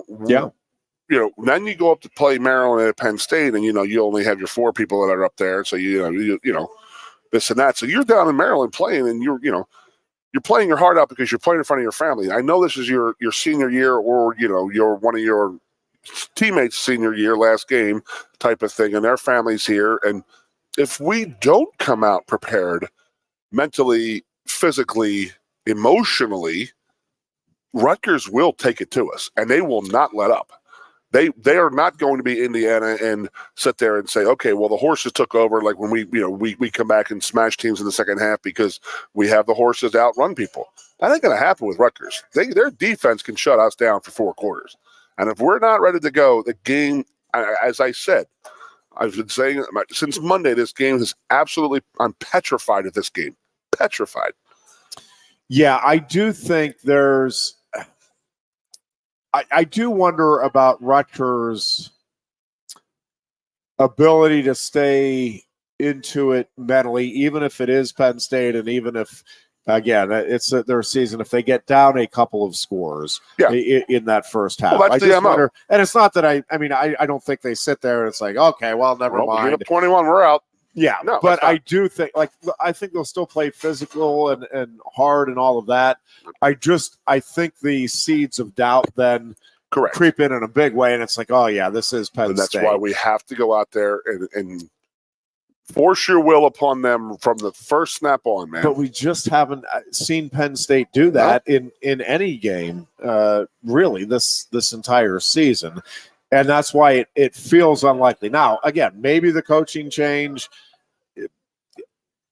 again, that can cause teams to react a couple of different ways, and we don't know yet. I mean, Penn State's saying the right stuff, but you don't know until you get out there and you see it, how that actually is affecting the locker room and what these guys are doing. Again, my guess is, and my hope certainly is, that there's been a little more player input this week. If I'm the coaches, I'm going to Drew, and it's like, what do you want to see us do on that first? Like, if we script, whatever, in first 10 plays, give us what you think would work. And I'm not saying that's then exactly what you do, but get some genuine input. And I'm not saying that they haven't been doing that throughout the season, by the way. I think, hopefully all coaching staffs, you're doing some of that. It's like, hey, but I mean, I think this week, especially, maybe you do give even a little more latitude. It's like, hey, do you think we can connect on something big in those first couple of plays? Let's give it a shot.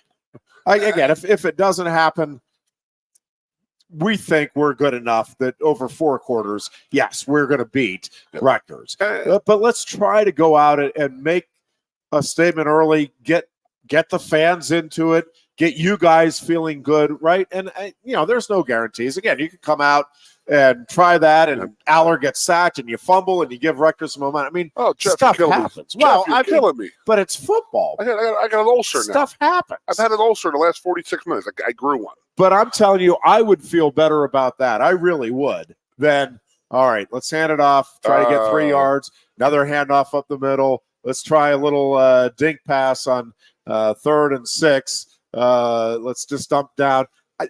I really would. And it's easy to say because we haven't seen it play out.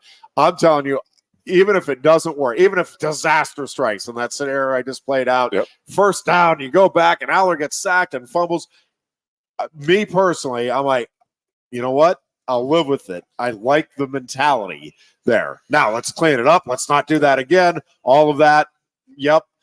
But I think you want to see these guys going for it, trying to put pressure on the defense rather than just always take what the defense is giving you. Every now and then, take it from the defense, whether they're giving it to you or not, or at least try to take it. You've heard my doomsday scenario, what I've just been saying, and then the correct scenario of what should happen is that Penn State goes out there and they're playing for their seniors because this is their last home football game at Penn State. We don't lose on senior day. That's like a rule.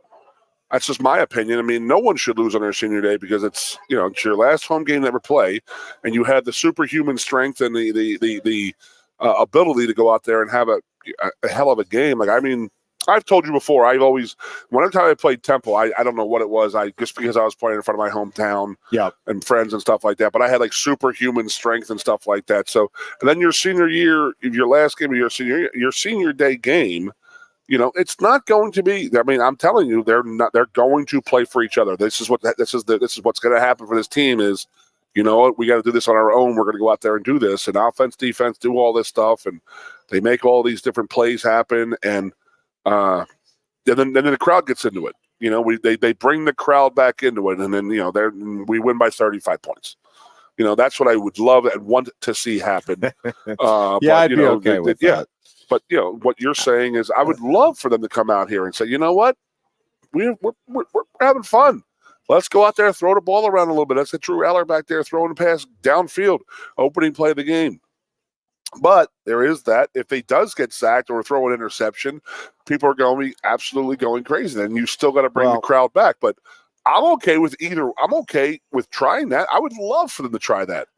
And it would not be that far out of the realm to try that as a new offensive coordinator. Like, okay, let's give them what they want, guys, Yeah. We have the ability to do it. Let's loosen this defense up right off the get. So they're just as nervous as us. And Rutgers is going to be petrified, nervous coming into State College, and there's no doubt. We just got to go out there and treat them like Rutgers, smack them around a little bit, and they'll go back to Jersey and do what they do.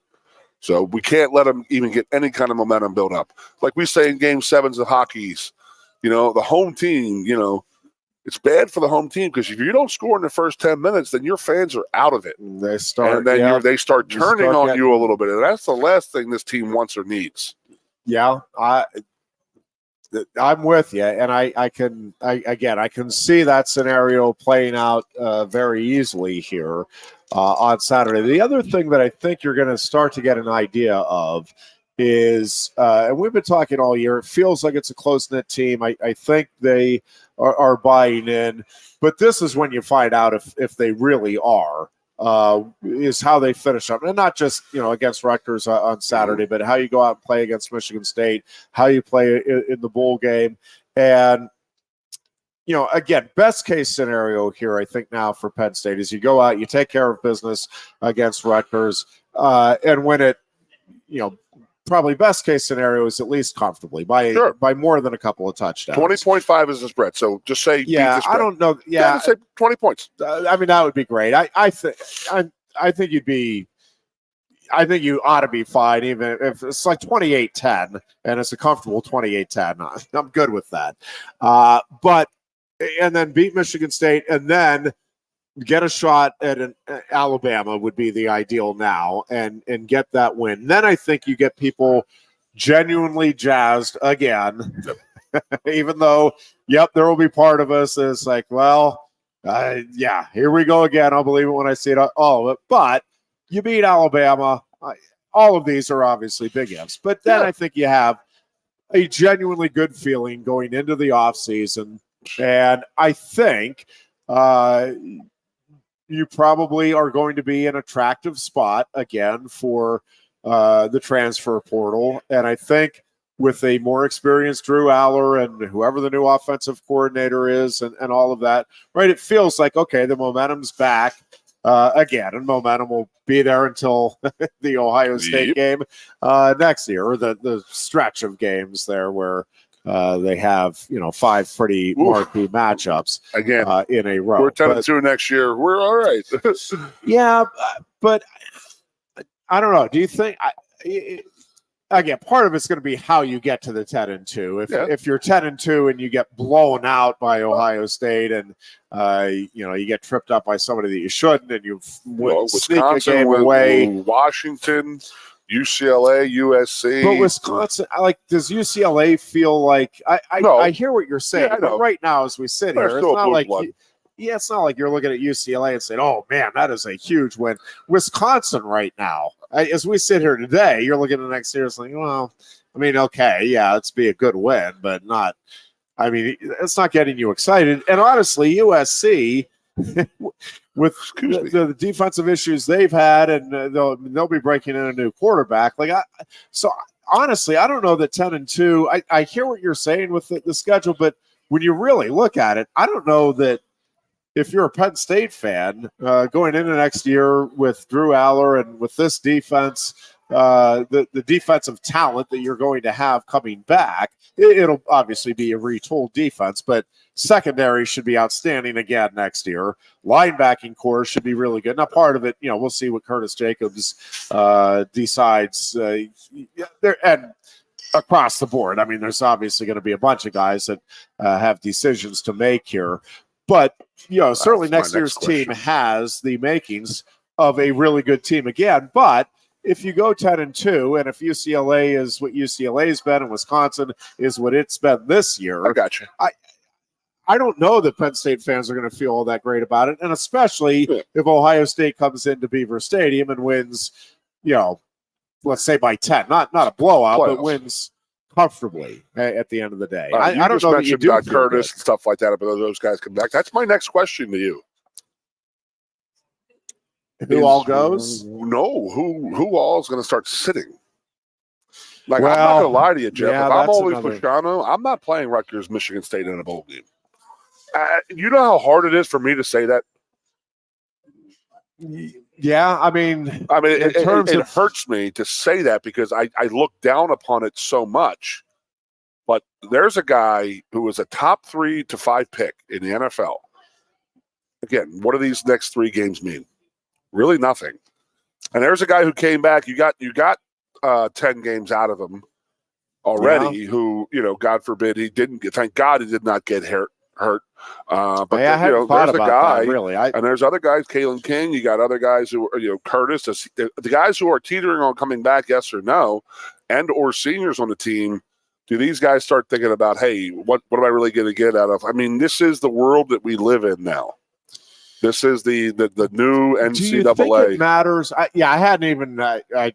That's not where my mind's been this week. But no, that's a great. And in particular, I don't think there's a lot of those players that, like Curtis Jacobs, I think could still help himself. Yeah, he could definitely help himself for sure by having, especially if you do play an Alabama caliber team. If you go out and have a great game there, see this COVID thing. I don't know who the hell is even leaving anymore.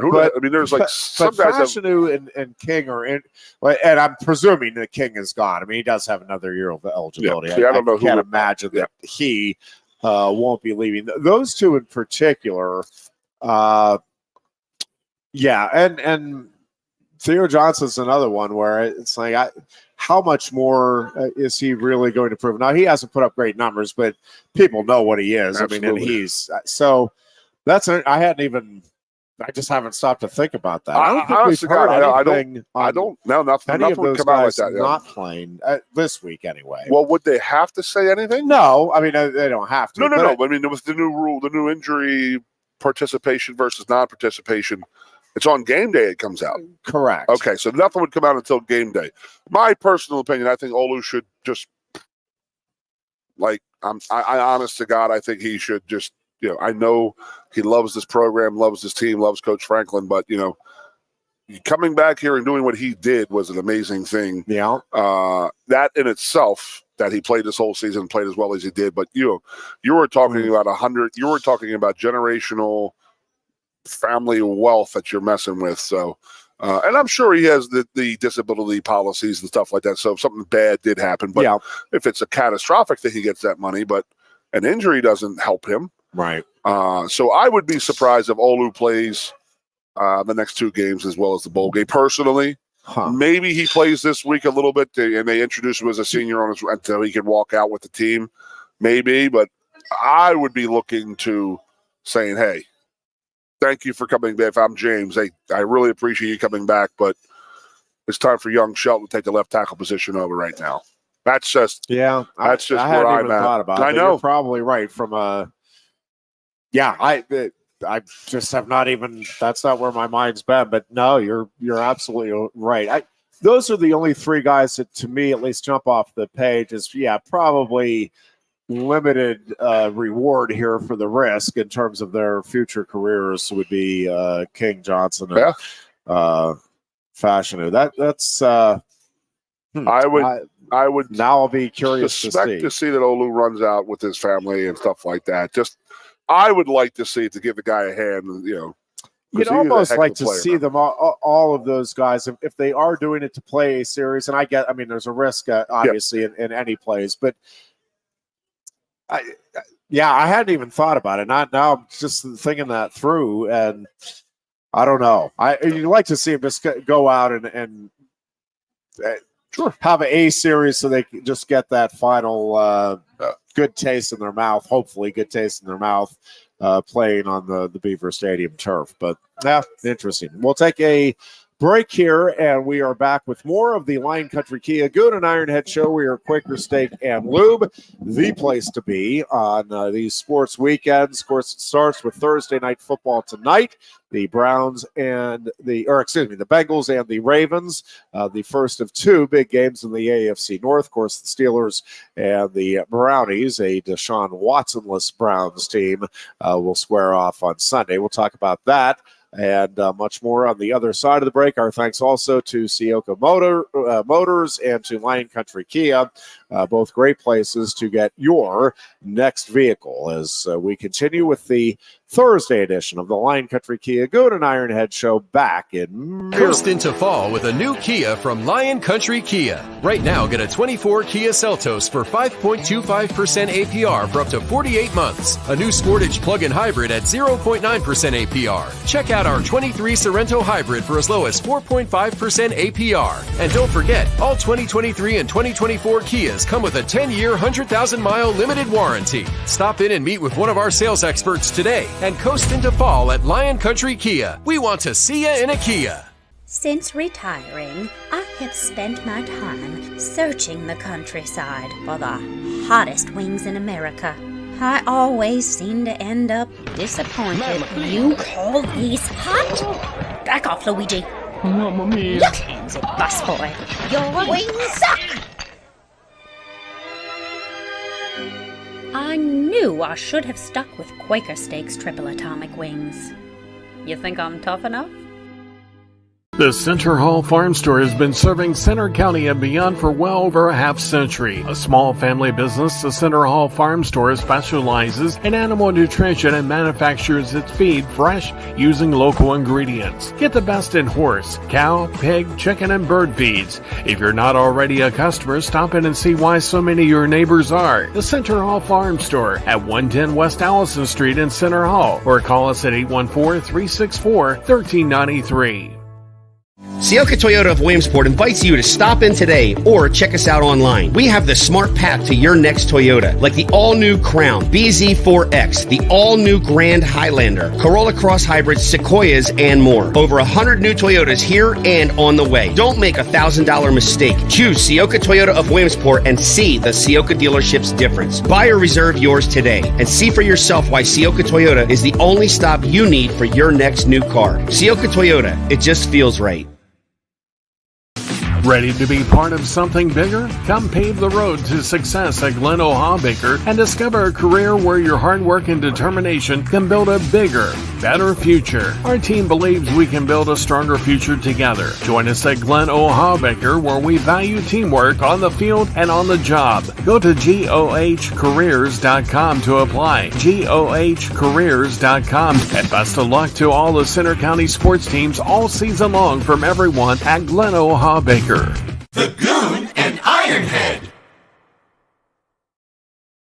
Back into the big show here on a Thursday, and yep, we get into NFL action tonight. Good one between the Bengals and the Ravens. Great weekend. And I'm not sure. I almost think you're rooting for the Bengals if you're a Steelers fan.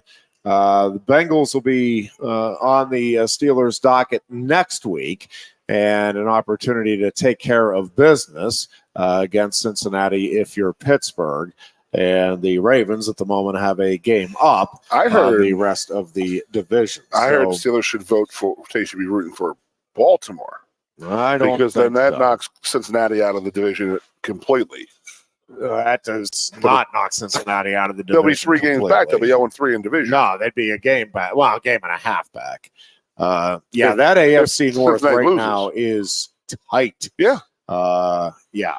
No, it you're going down this weekend. Doesn't even come close. There's a new guy out in Cleveland. His name's Tommy Brady. He's coming back, baby. Tommy Brady, quarterback of the Cleveland Brown Eyes. That would be hilarious. I mean, why wouldn't he? If they're going to pay him money and he thinks he can do it, and they have a really good offensive line there, I think that they really have a good offensive line. Because they have a good offensive line.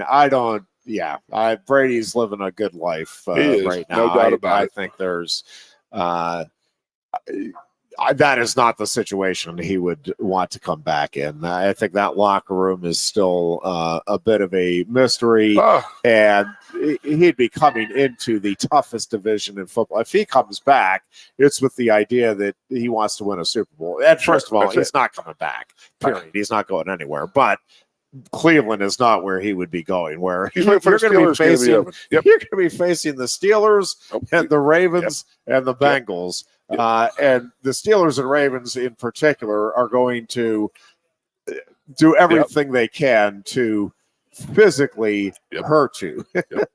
That is not what Tom Brady So wants don't to you find it funny? I mean, no obviously my wife is a Browns I do like family. the thought, though. Yeah. They're a Browns family. So and they are all with me on this and saying, they turned their back on Baker Mayfield way too fast there. You made your bed by going out and getting Deshaun Watson and promising him $250 million and getting all those draft picks away to get him. Yeah. And what has it gotten him? You know, a guy who missed 3 games because he said he had an injury that really didn't exist, and now he has a broken bone in the shoulder that they said was not the injury that was he missed games for. So it's a whole different injury. I don't know. Again, I talk to people, and people say, why is money not guaranteed in the NFL? And that's the reason. Because it is so easily taken away from you in the NFL. Yeah. The season-ending, career-ending stuff is so prevalent, more so than in other sports, that you cannot, you get your year's salary. I get that. And if your career is over, it's over. That's the thing. I mean, you can't be carrying guys on for 6-7 years, and it's not the NBA where you have LeBron James playing until he's 45 years old. And I mean, you have Brady at a quarterback position, which is not really that, you get hit, but you're not getting hit that much. There's a lot of stuff, a lot of little crazy stuff that goes in there. But I mean, Cleveland is sort of getting what they deserve and giving up the whole house for Deshaun Watson, and then falls and blows up in their face. And they're like, oh, we wish we had a tougher quarterback. Like, dude, you had Baker Mayfield, who would have literally gone out in a hearse to get a win for that city, and they ran him out of there. They thought that everything, the grass was always greener somewhere else, and they're going to pay for that now. Yeah, but tonight's game is legit good. Sunday night is Denver, I believe, right? And they're Denver and Minnesota, the 2 hottest teams in football right now.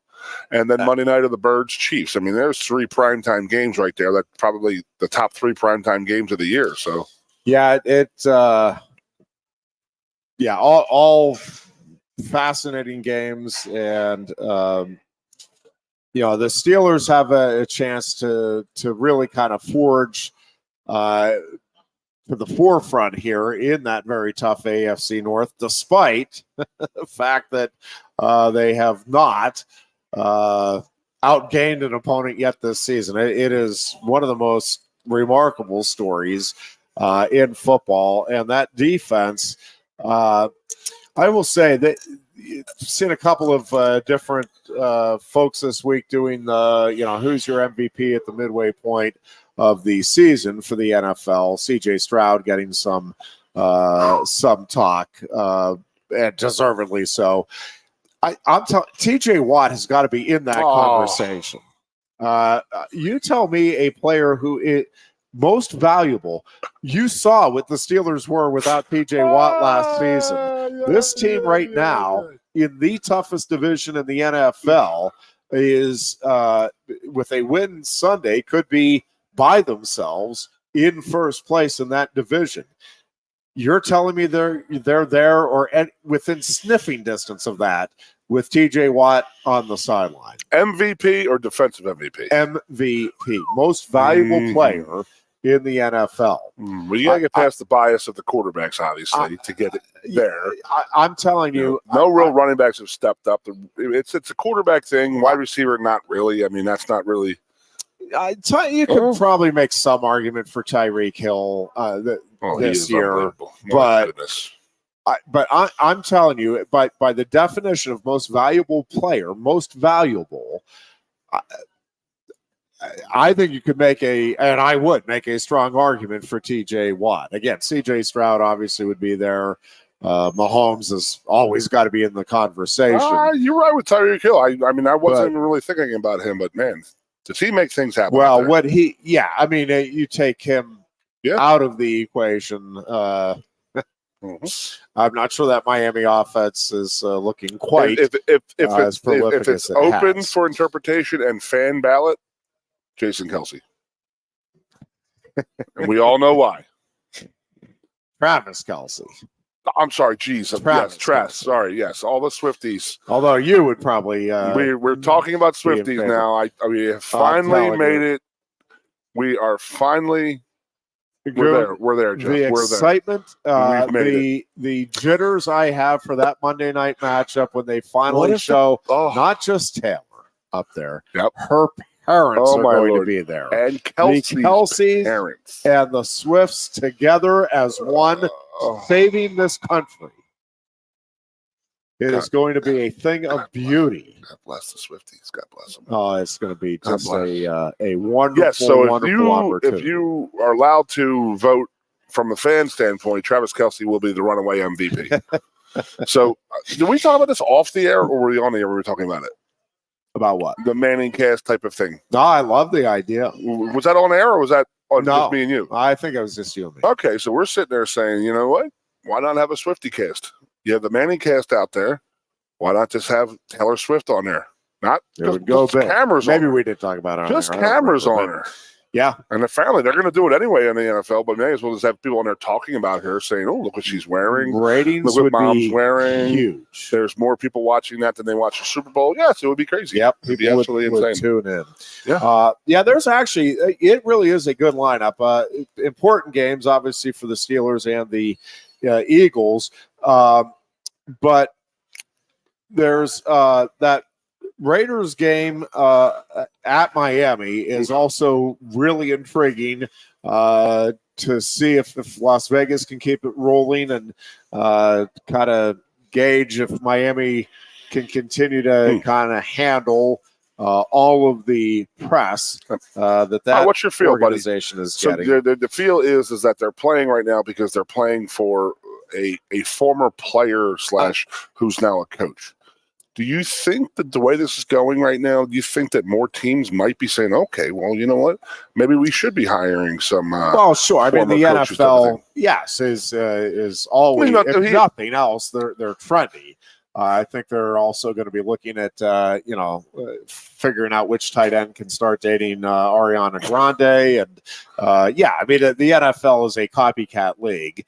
So, yes, to answer your question, absolutely. Do you think that Pierce gets the job there full-time, or do you think that the real world catches up to him and we're like, hey.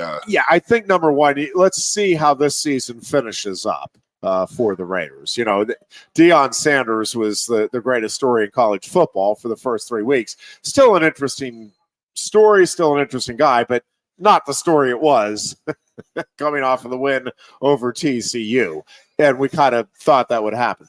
Raiders were a great story. I'm not saying they're going to fade down the stretch here. I don't know. I have no idea. Yep. But if they lose 5 of their final 6 games, I think, maybe we back off of that for a bit. And just I was ready to bury Sean Payton and the Broncos and Russell Wilson, and now all of a sudden it's like, hey,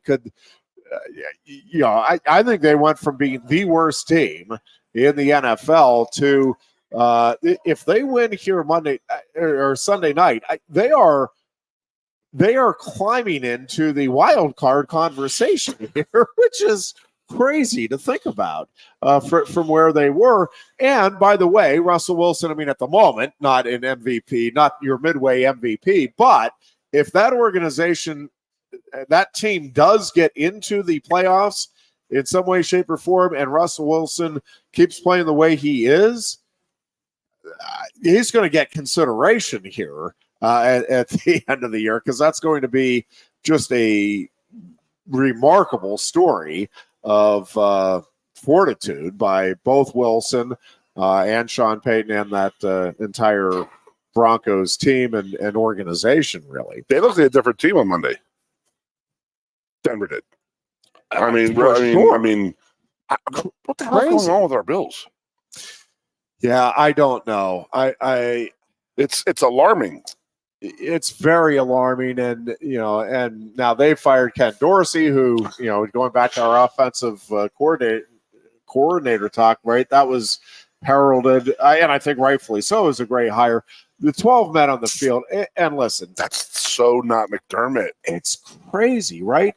But I will say the one thing, because I do think McDermott is a great coach, I really do, but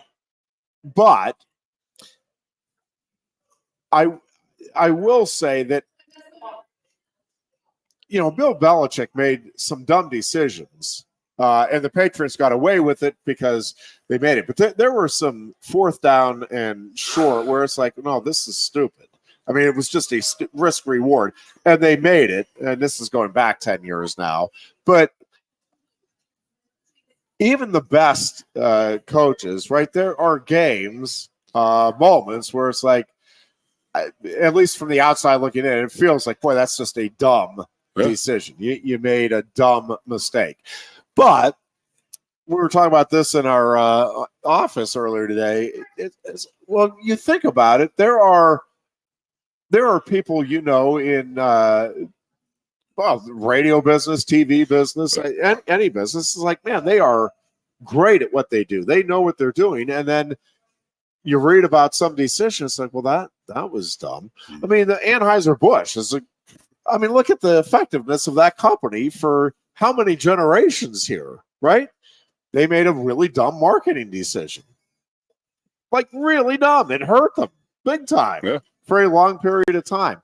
So, yeah, it happens. But, yeah, that one was an absolute killer and probably cost Ken Dorsey his job. Yeah, I don't know what to make of the Bills, because I don't know. It feels like that window might be closing in the moment. Now, I don't think the thing is with Josh Allen, and obviously he's got to get back to not committing all the turnovers. I think they can reshape that team. When you say the window is closing, with this particular cast of characters, but I think it can open up really quickly again, especially with Josh Allen as your quarterback. And I still wouldn't rule the Bills out as being a team that could make a run here this season, but they got to get going here. Like, this is a crucial little stretch coming up for the Buffalo Bills. Yeah, read Dan Orlovsky on Twitter /X a lot, and he was saying that only 3 of the interceptions that Allen has thrown are actually like truly his fault. So there's been a lot of tip balls, a lot of routes have been crazy and stuff like that. Because that happened the other day. They were like tipped and dropped, and it was some crazy stuff going on. It was just like they get a little curse against them. But all it takes is 1 or 2 win streak, and then bang, bang, they're right back into it, and they'll be ready to rock and roll. I mean, I think that's what's going to happen. Confidence is key. Sure, they got to get, they got to get a little momentum going. Yep, just a little bit of good vibes going, and yeah, it can turn around, but. Boy, they just have not looked like the them. Buffalo Bills. Yes. Not look like a McDermott coached team either. Not at all. With the 12-man thing, which was just that's his MO. Like, wow, that's not something he would do. So. Yeah, no, that is a gut punch. All right, what do we got this week? What's your prediction, my brother? You want me or you go first? I'll go ahead and take it first. I do think Rutgers keeps this relatively close. I don't think Penn State comes out and lights the world on fire. I do think Penn State's defense is really good and ultimately gets credit properly for winning this game for Penn State. I think the Nittany Lions settle for some field goals, and I think Penn State ultimately wins it 23-10. Unbelievable. They come out very slow. But it's senior day, so they actually do rally around the boys. And the horses have to take over in the second half. It's going to be an ugly first half. There's going to be boos out there, very frustrated. I'm going to tell you the players are going to sit there and say, F these people, we're going to play for ourselves. That's how it's going to go. And we take it over in the second half, and then we win by a touchdown, 24-17. Gotcha. Scares the living daylights out of me. I hope to goodness it would be 38-0. Much as we say we don't want those games and hate those games and they're boring and this and that. No, this game we would take. Yes, we would absolutely, take it in a heartbeat. Absolutely take it. And good luck to the seniors. Thank you for your guys' services and stuff like that. And it's very interesting. There's a lot of stuff going to be going on Saturday. We're going to see and again, I a lot to play for still. I understand and I share the frustration of the 2 games that defined this season, but this senior group, whatever the senior group ends up looking like, and again, there's some uncertainty with some of these guys as to whether or not we'll see them again next year, but what they have accomplished over the last 2 seasons is pretty darn remarkable. The only losses have been to top 5 teams. They got a good win in the Rose Bowl over a really good Utah team last year. And they'll have, I think, an opportunity, if they can take care of business here against Rutgers and Michigan State, to get another really good quality bowl win this year. And hopefully, I would love to see them just get the shot, at least against Alabama. I do think that would be something that would get the fan base played 4 years up. of high school football saying Alabama is the cat's meow. The and what their standard, it would go out to be great. So I'm watching this game here, Rutgers, Penn State, 2013. Yeah, Brennan just got drilled on the sideline. Remember that? I forgot about it. Brennan just took a shot on the sideline. So have a great weekend, everybody. As Seriously. Taylor Swift would tell him to do. Shake it off, Brennan. Shake it off. Swifters. Oh, Monday night we get to see Taylor and her family. I gotta go. Life is good. I gotta go. Folks, have a great weekend. Enjoy all of the games. See you all. Hopefully we're talking about a big Penn State win over Rutgers, and we will talk to you on Tuesday of Thanksgiving week with another edition of the Lion Country Kia Goon and Ironhead Show.